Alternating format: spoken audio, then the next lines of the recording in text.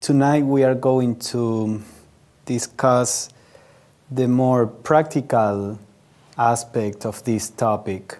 The topic in general is the evolution of the cosmos, and we have seen from the cosmos to the divine spark how all this is involved in a process of evolution. So now we are going to see what we can do to go along this process of evolution. Of course, the process of evolution itself is very complex, so what I'm going to say is just some aspects of it.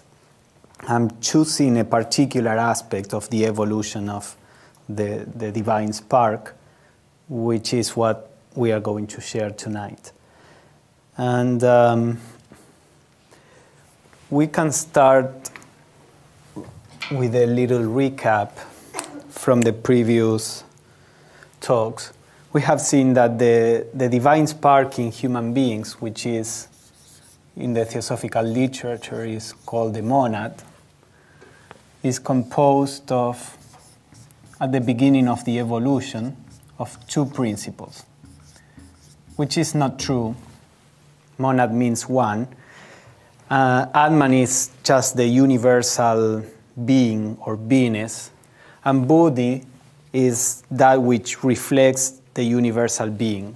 So when we talk about the monad, we are talking about Buddhi. Buddhi is the first something that reflects that is universal.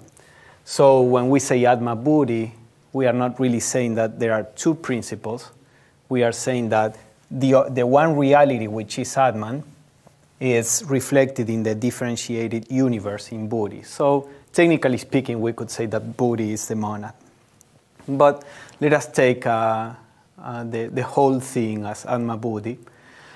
We said that Atman is, being the real, is beyond consciousness and unconsciousness. It's something that cannot be cognized by what is relative. We can perceive the reflection of Atman in ourselves, but the ultimate Atman, we are, and the only way to know what it is to be that, although we always are. But there is a whole thing about being able to be with awareness or be without awareness of the reality. We are not going to deal with all these things that are more in depth. Now, we were saying Atman is beyond consciousness and unconsciousness. Buddhi is a universal, unitive consciousness. Therefore, it's not an individual consciousness. Everything in the universe has a certain aspect or manifestation of consciousness. This is according to the theosophical view. From atom to stars, they all have a kind of consciousness. When we say consciousness, we are not talking about human consciousness, the human kind of consciousness. I usually define consciousness as the ability to respond to the environment. You know, if you faint, you are unconscious on this level, on the physical level, because you cannot interact with the environment. So an atom is conscious in the sense of the atom is able to interact with other atoms there. And for example, Annie Besant gives an example of the oxygen, which is usually unaware of the hydrogen in normal conditions. So you have oxygen here and hydrogen, and they don't interact with each other. But in certain conditions, the oxygen becomes aware of the hydrogen, and then they interact.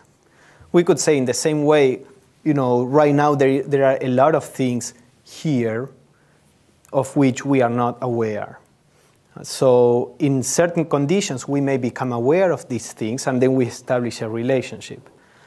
The same with anything in the universe.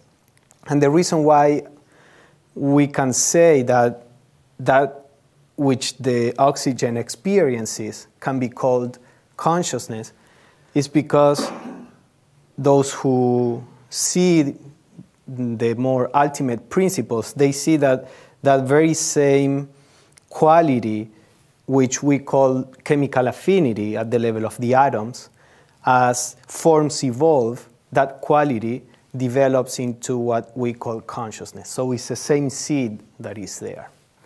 So the idea is that Buddhi is this universal consciousness that pervades everything, even the atoms. Now, when the process of evolution brings this universal monad, because at this point, as we said, neither Atman nor Buddhi have a personal or an individual consciousness. So when the process of evolution brings the monad into the human form, what happens is that this monad is connected with another principle that is called manas. Manas is a principle of mind, and also the principle of self-consciousness. So it is when the monad gets in touch with manas, it begins to develop this kind of self-consciousness. Now, this manas itself is a spiritual principle in its origin. This is like the original mind in Zen or in some schools of Buddhism, or the pure mind. Manas in itself is a spiritual principle. The self-consciousness of manas is very pure. It's not a personal self-consciousness. It's just the awareness of being, of existing. And the mind is a very insightful mind. It's not a mind that is entangled in the process of thinking, reasoning. It's a mind that can perceive things as they are. We all have that potentiality. That is the original mind in us, the pure mind. But the problem is that in the process of incarnation, when this monad, Atma, Buddhi, and Manas, express itself through a body and a complex of emotions, that Manas, which is, let's say, very spiritual, becomes narrowed down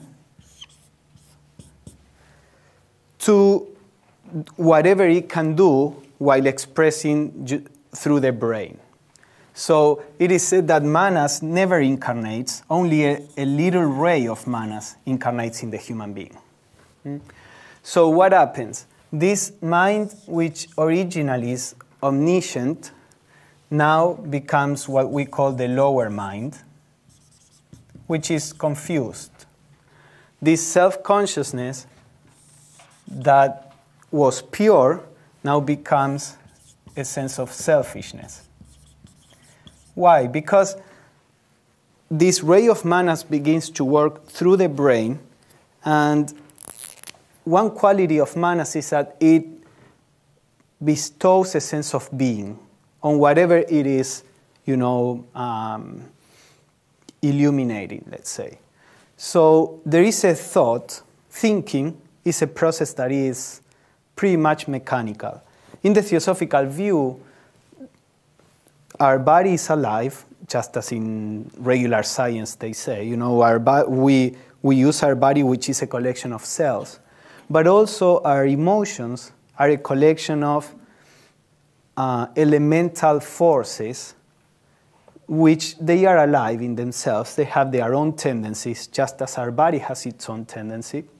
Some bodies are more like cold weather, some others like hot weather. It's not that our consciousness does. It's our body. That's the characteristic of the body. Some bodies are lazy, some others are restless. That's the nature of the body itself. Now, because we are identified with the body, we say, I like this or I like that. But also at the emotional level, there is this elemental consciousness, elemental emotional consciousness, which has its own tendencies.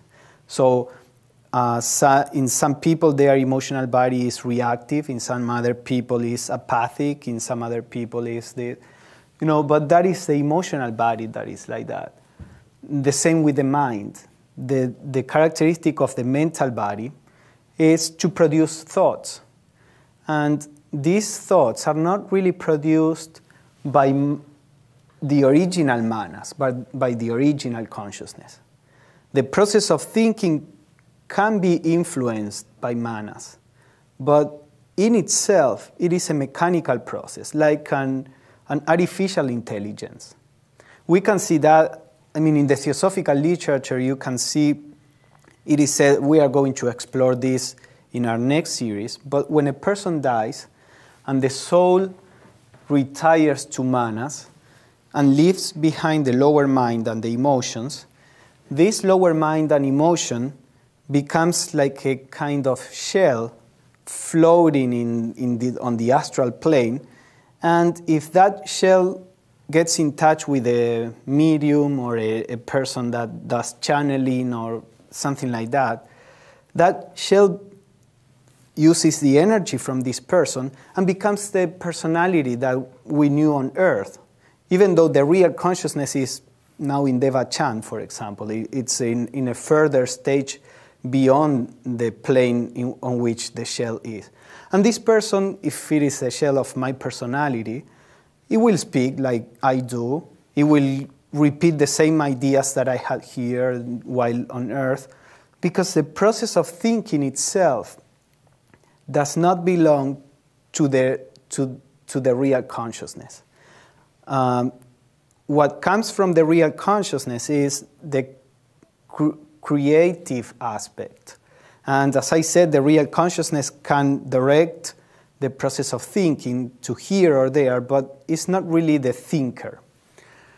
So the point is that when this manas is illuminating the personality, every thought that appears assumes the sense of I-ness. Because the quality of manas is to bestow I-ness on whatever it is connected to. So, for example, when manas is focused on the personality, this personality acquires a sense of I am this personality. If manas switches and begins to connect with Atma Buddhi, now the monad has a sense of I-ness. The question is that the monad is so subtle that cannot get in touch with any aspect of manas.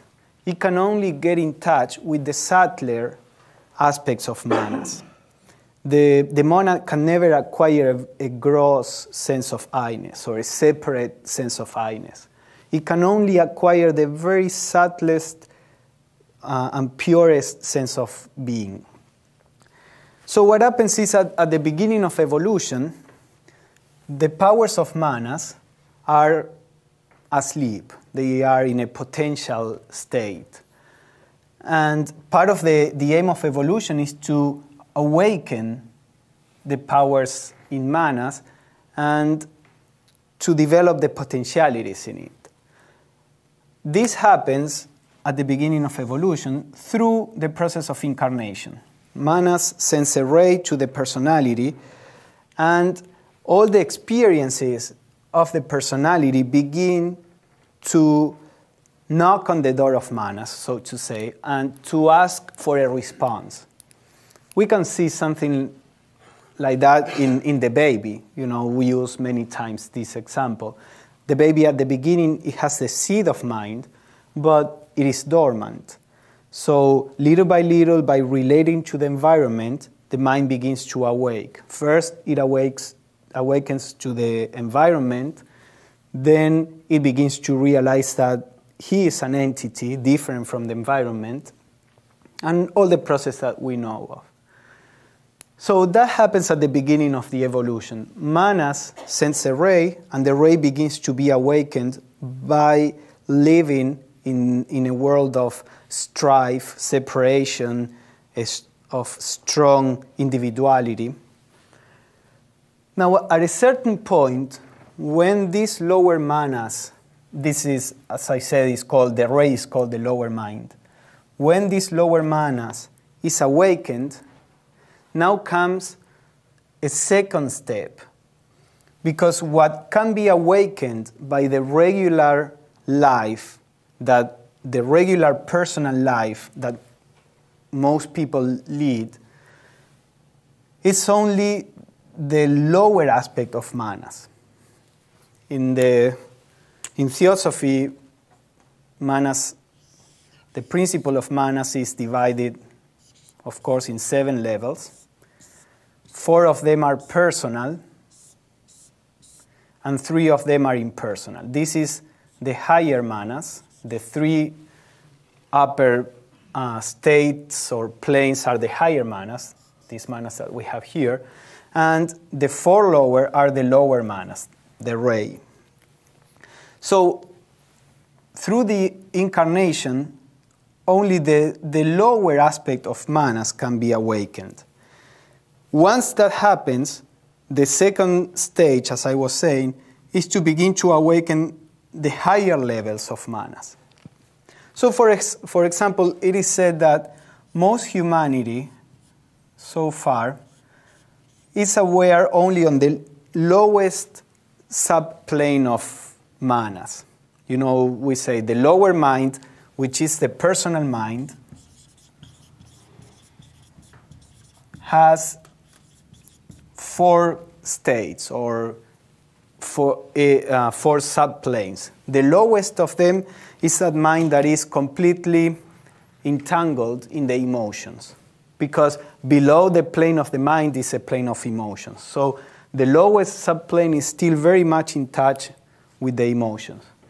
That means a person that is aware on that plane, the mind is basically driven by the emotions. The mind is applied to satisfy the desires, to defend the personality, etc.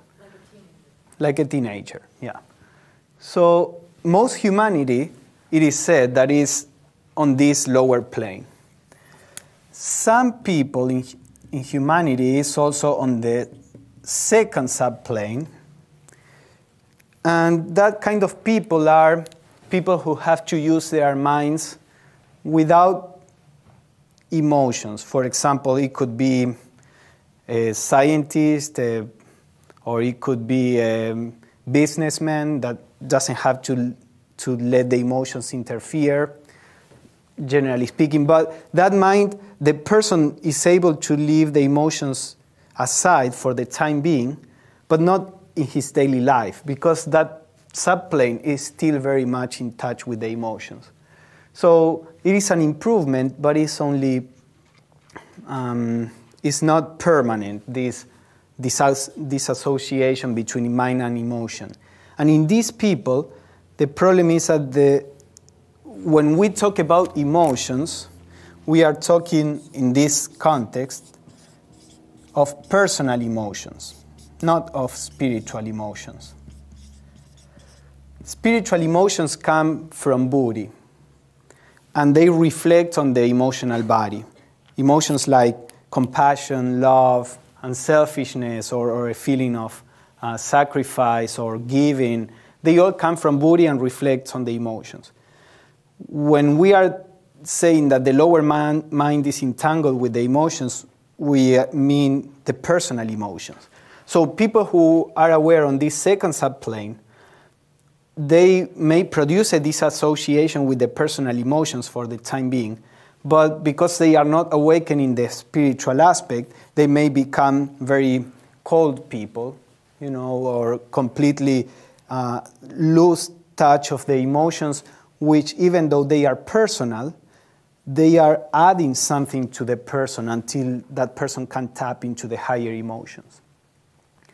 But at any rate, anybody that is beginning to disassociate the emotions from, or to try to stop the influence of their personal emotions on their minds, are on this second subplane.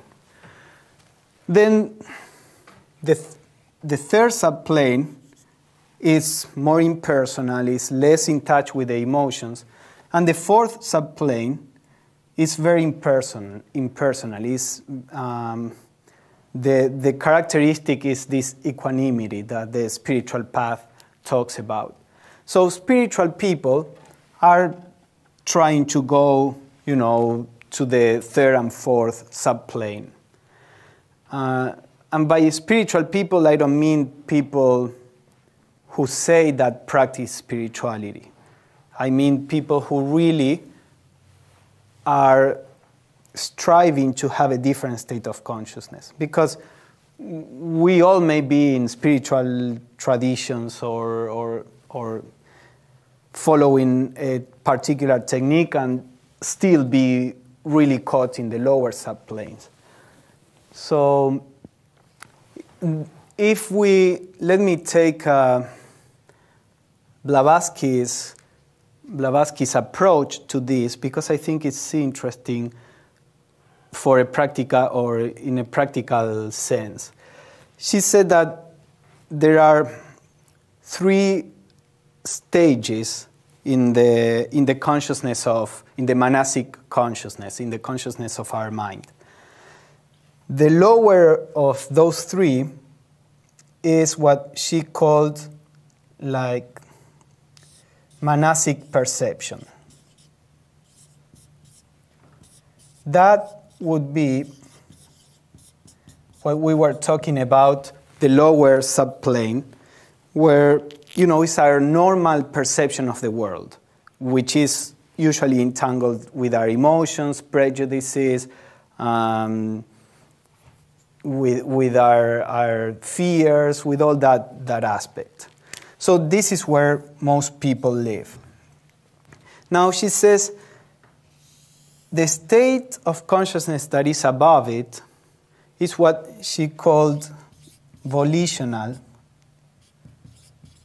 perception.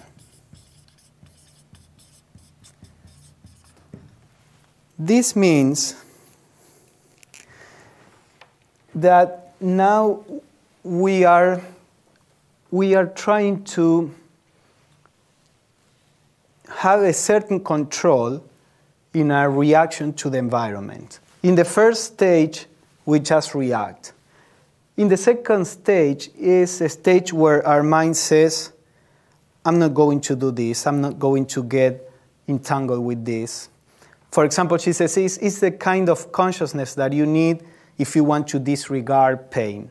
You have a certain pain or ache, and you say, okay, it is there, I don't care. I put it aside and keep doing whatever I have to do. Now, with the physical pain, if it is not too strong, it's relatively easy to do. But with emotional pain or mental pain, it is much more difficult to do. So this volitional perception is to try to get to this volitional perception, we need to begin to develop this equanimity. And for that, life itself is a school. Because in our daily life, we have every day things that come to us that tend to upset us, that we don't like, things that happen, that wishes that are not fulfilled, or fears. So to raise our consciousness from the monastic perception to the volitional perception, we need to start actively trying to keep a state of equanimity. So when things come to us, we can examine them, we can observe our reactions, and we can say, there is no point in reacting here. I'll do my best to leave the reaction aside. Of course, to come from this state to the next state may take a lot of effort. Most probably will take a lot of effort. But we have to do it. I mean, we can postpone it, or we can start doing it now. And every time that we try it, even if we fail, that doesn't mean anything. The failure doesn't mean anything. What is important is that we try, and the next time we try again. Because this monastic perception has accumulated an amount of energy. And we cannot just make a certain energy disappear because now we don't like it. This energy has to be exhausted. So to give an example, if we have accumulated 100 reactions, well, we will have to strive against our reactions 100 times. And then as we strive with them, little by little, that energy is exhausted. But there will be 100 reactions. It's not just because now you decide, okay, I will not react to things, you will stop reacting.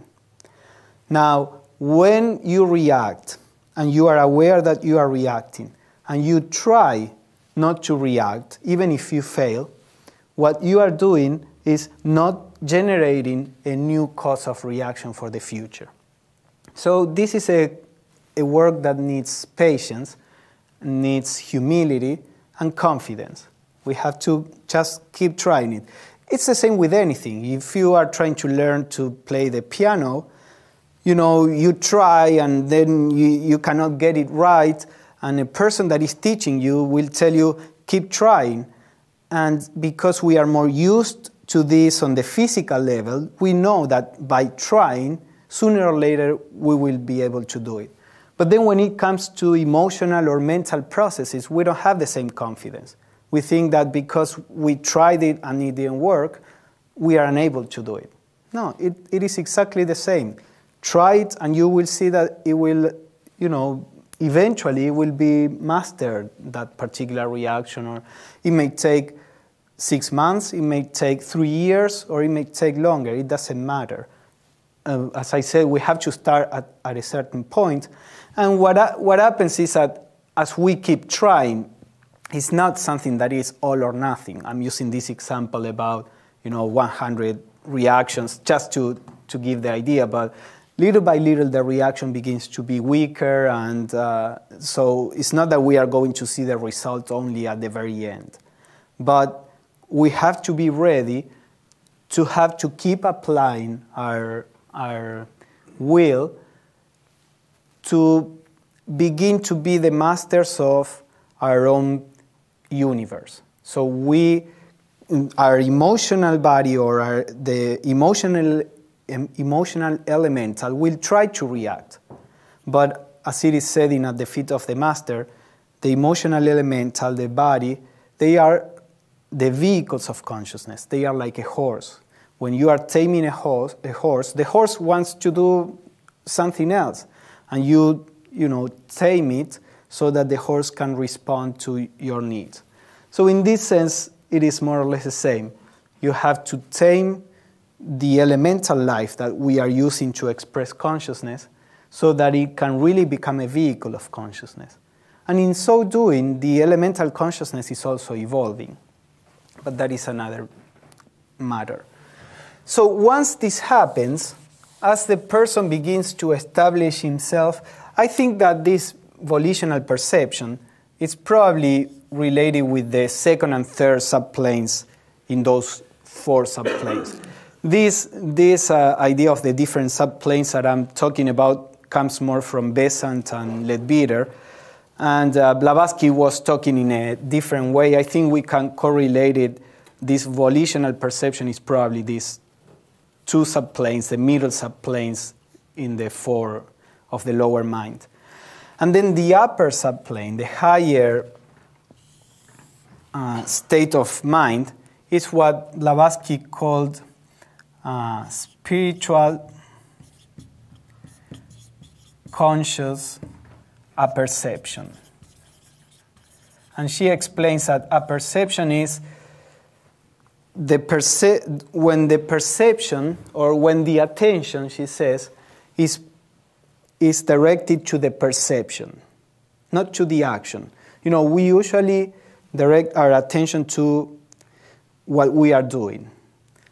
Well, I should say most people are not even directing their attention to what they are doing. They are doing something and their mind is doing something else. That's at the level of the monastic perception.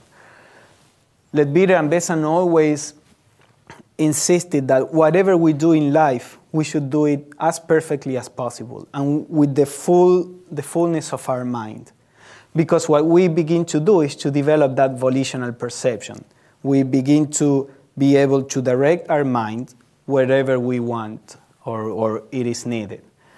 Now, the spiritual perception is not that our attention is directed to what we are doing, but the attention is directed to the perception of everything. So it's a perception, she says, is a self-perception. It's like a self-consciousness. Gurdjieff would talk about the self-remembering, for example, or self-remembrance. Now, this spiritual perception is not done through thinking. It's not that you repeat yourself, I remember myself, or you don't use a process of thought. You can use it, as a practice, probably to switch little by little from the volitional to the spiritual perception. So you can use thinking and all that, but essentially the spiritual perception is a state of witnessing. It's a state where we are beyond the thinker, beyond the process of thinking. So when we get to what happens usually is that our consciousness is most of the time on one particular state, and with practice we begin to experience the other state here and there. As we keep practicing, we begin to establish our normal consciousness on that higher plane, and we begin to touch the other one, the one that is above it. So it's a process, but once our consciousness is established on the higher one, on the spiritual perception, then we are very close to the higher manas. Then there is a possibility of realizing our true I-ness. Not our true self. The true self would be Atman, which is a universal self. That is a further realization. But the first realization is to realize the original mind, that pure I-ness, which is not selfish, which is not separate. It's the union of the lower self and the lower ego and the higher ego. So when we are in life, if we keep in mind this, I like Blavatsky's diagram because to me it's very simple and we can keep it in mind. You can say, in what state am I at the moment? Am I just reacting? Am I trying to, be the actor and not just a reactor? Or am I in a state of witnessing? You will see that when the reactions are strong, it's very difficult to stay in a state of witnessing because the emotions drag us to, all the turmoil. So probably the first thing we have to do is to try to take control of the emotions, not in the sense of repressing. Repression comes when we don't recognize what is there, when we don't want to see, when we push it almost unconsciously. What we are talking about here, controlling, is recognizing and recognizing also the foolishness, if you want to say in that way, of reacting, in the sense that we never accomplish anything by reacting. If we are asked in a cool state, we would never choose reacting. So reacting is something that overcomes us. So the idea is that when we are in life, we can try to begin to take control of the reactions. And then as that happens, we will discover that we are more and more able to stay in this state of awareness where we are witnesses of what happens, witnesses of our emotions, our thoughts. And we can use our daily life for that, for any of these. We don't need to do it when we are sitting in a cushion in meditation. I mean, of course, we can do that there, it may be easier from a certain point of view just to watch our thoughts when they are not being bombarded by things. So we can start there, but we need to extend this to the whole of our life. So to finish with this part, and then we can do some comments and questions. The idea is that as we do this, what we are really doing is we begin to awaken the higher states or aspects of our mind.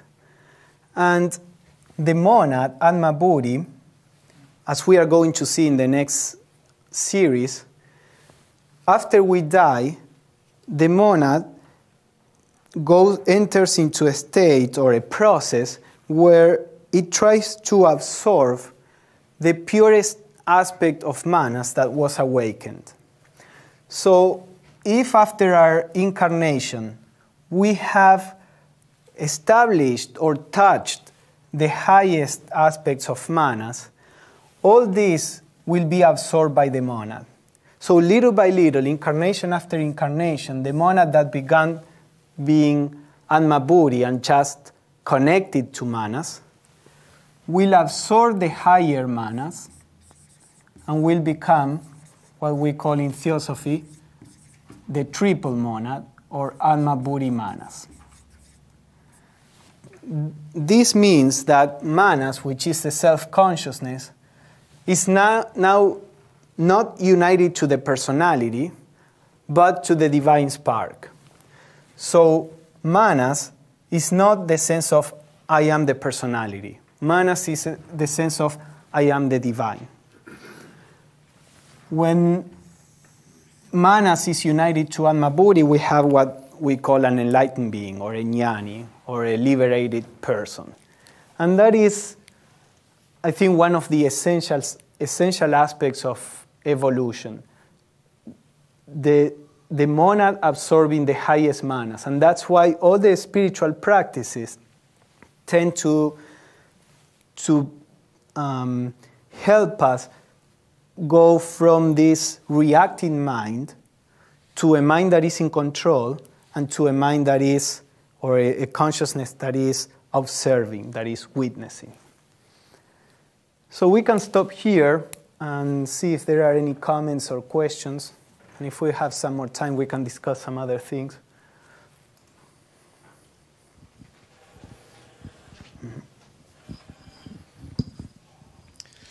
So the way I understand it is the lower mind is the more personal. It collects experiences from earth life, and then when we die, some aspect of that goes up to the higher manas.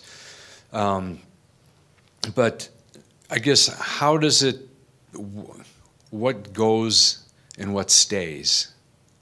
Well, what I said, we are going to see all this in the next series. There is like a sorting out of the personal aspect and the impersonal aspect of manas, the one that was activated or awakened during that particular life. The personal aspect is left behind and forms the shell that I was talking about. The impersonal aspect is absorbed by the higher manas. Now, the impersonal aspect is also of different degrees. So some part is impersonal, but is still personal, so to say. I think that the purest activity in our mind is the one that can really be absorbed by the monad. When there is not sense of I-ness in the sense that we usually feel it. You know, and this happens in many occasions, or may happen in many occasions, even with physical actions. When we do something absolutely for the sake of the moment or the situation, and not looking for anything for ourselves, we are activating manas that can be used by them or absorbed by the monad. When we feel love, in a completely impersonal way, that sometimes we do, that is also something that will be absorbed by the monad. Or when we live in this state of consciousness where we are not identifying ourselves with our personality, again, that will be absorbed by the monad. So an example could be when somebody asks for help. If we stop and think, how is this going to help me? Is this going to take time out of my day? How is this going to affect me? That's thinking from our lower manas. So when we reach the state where somebody needs help and we forget all about those things, how it will affect us, then that's reacting from higher manas. And that's the type of stuff that goes on. Yes, but at the beginning, we may need to do all that thinking, because there are actually 3 stages there. The first one would be somebody needs help, I don't want to do it, blah, blah, blah. The second stage is, yes, I feel that, which is not I. My emotional elemental doesn't want to be bothered. My mental elemental, so they will say, no, this is so much bother, just stay, do something you want. The reaction will be there, but then we are starting on the volitional perception, and we say, wait, I can do that later, or this is needed, and then you do it in spite of what your tendency says. So even though that is not purely spiritual, so to say, you are still, climbing the next step. It's working on it. Yeah. And eventually, it will become this spontaneous action that you are talking about. Right. One of the things that I was thinking of when you talked about these 3 stages was when I hear, these words and I get these definitions, I try to put them in order. I have my goal of getting to the volitional perception or onto the spiritual. I'm going to get there. If I line all these things up and I put everything in order, then all I have to do is believe and I can just do it. And so then I notice I get really, really disappointed when you say 6 months or 3 years, to stop reacting to stuff. I think I'm working more like on 25 years. No. Yeah. That's fine. I don't want to, discourage depress anybody. people. Yeah. But it depends. There are some reactions that we may bring for, a number of lives. And it doesn't matter. Time, although for us is so real. Oh, yeah, it does matter. Yeah. Although for us it's so real, time is an illusion because we have to do it. And, I remember when I was 14, I think I read the first article about self-improvement. I don't remember. It was something probably more related to the New Age. But so I did my calculation and I said, well, maybe it will take me 6 years to do this. And I said, I'm going to be 20 years old. I won't need any of this. Why? That's a lot of time. By that time, who knows? Of course, when I was 20 years, I was still in the same. And I said, I wish I would. So my point is that the idea that the future is far away is just an idea. Because we are always present at whatever moment. So time is really an illusion. We have to do it without thinking when it is going to produce a fruit. Right, and it will. And when it does, that's our present. Right. And I think the other downside is comparing ourselves to other people. We see people doing the same. I see people who have 3 kids, who work and who do everything that I do, and I don't see them reacting the way that I seem to be reacting. And so when I make that comparison, that just increases my amount of suffering. So, comparison is right. That's what I'm saying. Absolutely. You can't do it, but that's what we do on a regular basis. Because again, some people have an emotional body that is more reactive than others, and non-reaction doesn't mean that the person is beyond the manasic perception. Right. Because in that particular person, non-reaction is just, again, going with whatever their nature is. So when we talk about volitional perception, we are talking about going beyond your conditioning, whatever it is. You may be conditioned to be calm, and it's not that you are calm because you are in a higher state of consciousness. It's just because your emotional body is dull, or whatever it is. So there is no purpose. When we talk about Dharma, we are going to see this. Krishna said in the Bhagavad Gita, to follow somebody else's Dharma is the worst thing you can do. You have to follow your Dharma, even if the Dharma of another person seems to be higher. The idea of Dharma is like, it's very difficult to translate, but what you should do, your path in life, your mission. No, there is no possibility of comparison.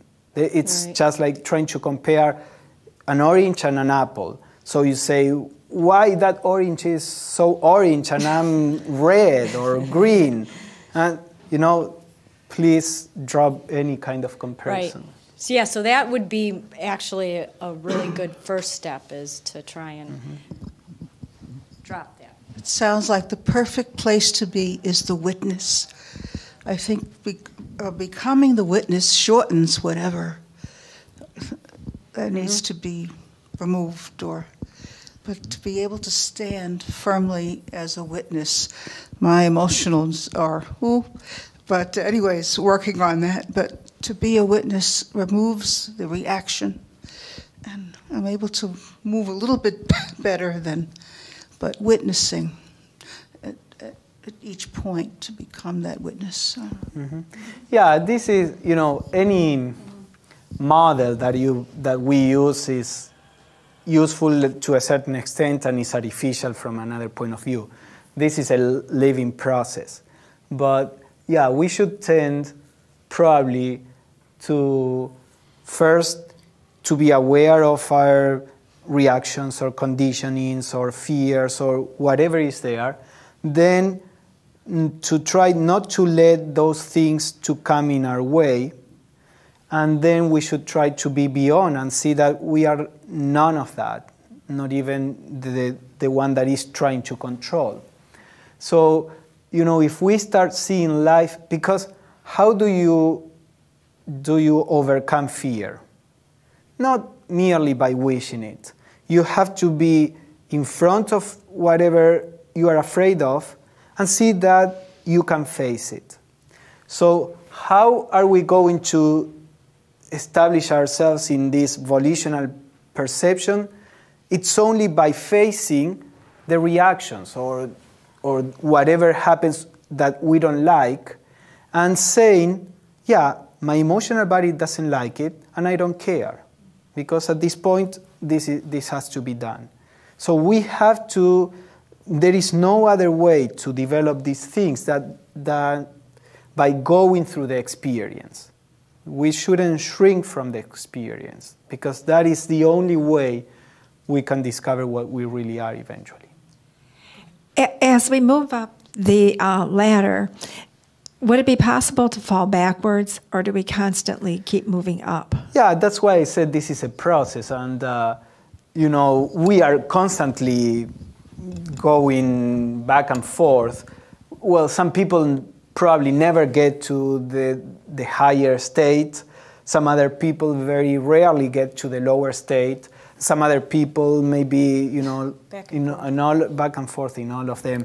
This is a process. So when we are talking about these things, for example, where your consciousness is established, that doesn't mean that this is a room, you are here, and therefore you are never there or there.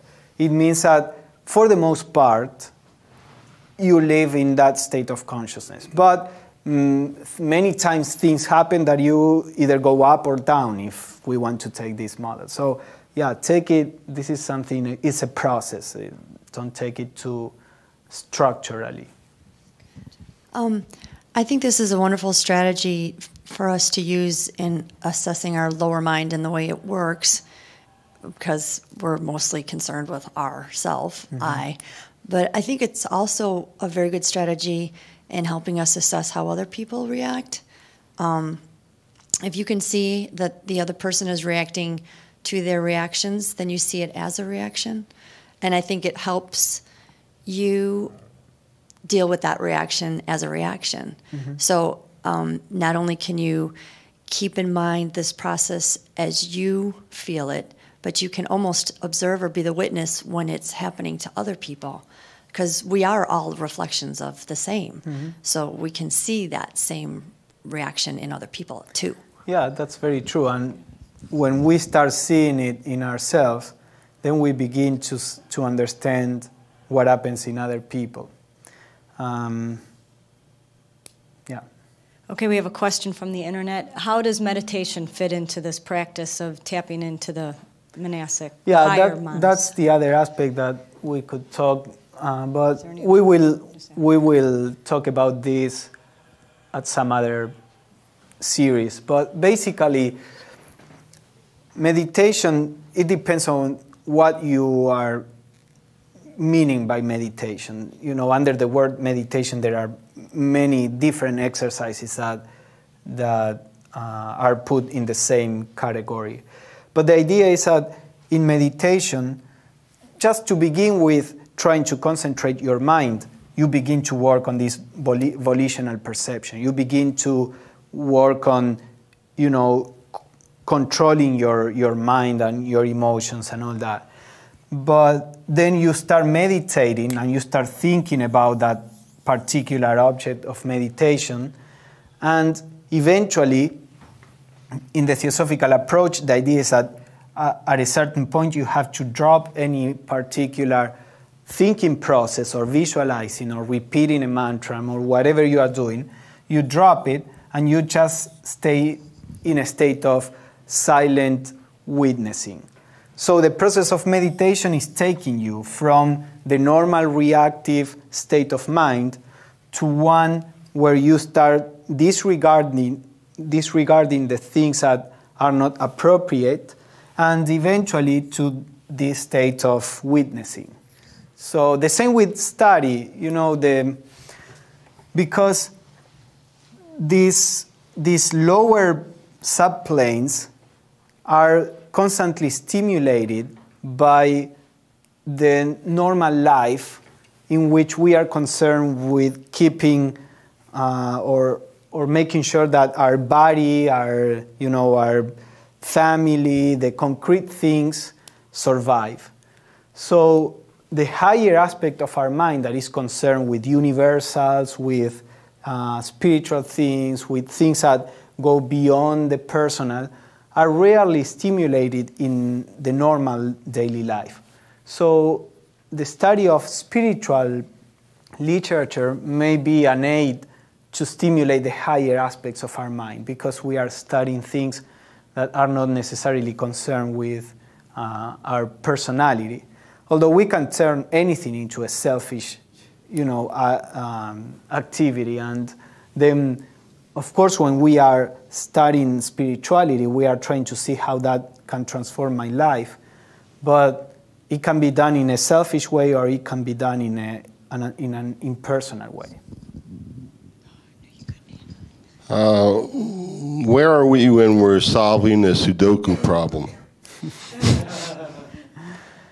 Well, I think, the idea is that all purely mental processes are trying to take the mind from that entanglement with emotions up.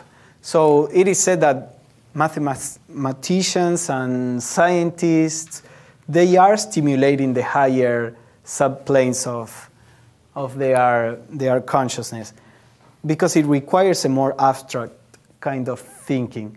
But if in their daily life they are selfish and aggressive, that doesn't produce any change. So unless you are 24 hours solving the Sudoku, that could be a form of meditation that is taking you away from